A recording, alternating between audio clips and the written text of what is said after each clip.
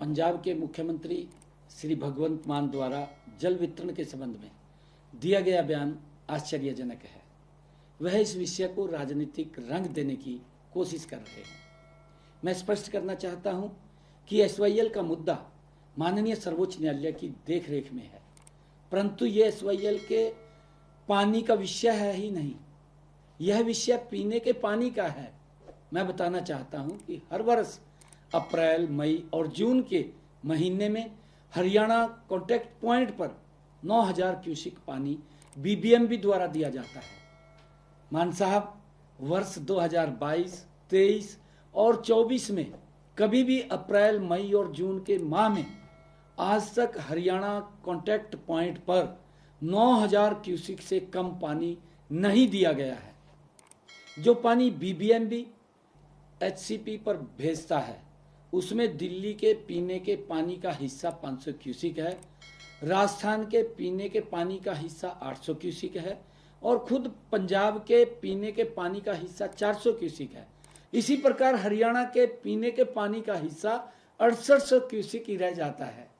मान साहब द्वारा यह दावा किया गया कि हरियाणा अपने हिस्से के पीने का पानी मार्च में ही उपयोग कर चुका है। यह बयान तथ्यों से परे है। वास्तविकता यह है कि हरियाणा को अभी तक उसका पूरा हिस्सा प्राप्त ही नहीं हुआ है। पिछले एक सप्ताह में हरियाणा को केवल 4000 क्यूसिक ही पीने का पानी प्राप्त हुआ है, जो हरियाणा की कुल मांग का लगभग 60% है।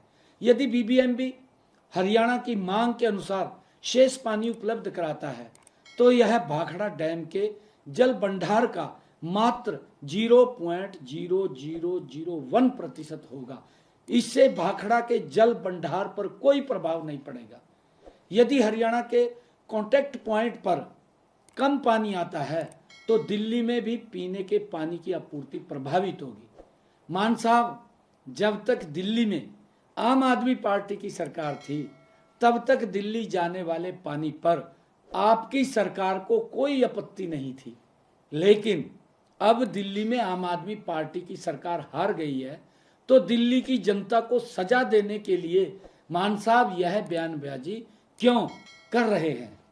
मान साहब ने पोंग और रणजीत सागर डैम में पानी का जल स्तर कम होने की वकालत तो की है, परंतु यह नहीं बताया कि भाखड़ा डैम की क्या स्थिति है, क्योंकि हरियाणा को पीने का पानी भाखड़ा डैम से मिलता है, न कि पोंग डैम या रणजीत सागर डैम से।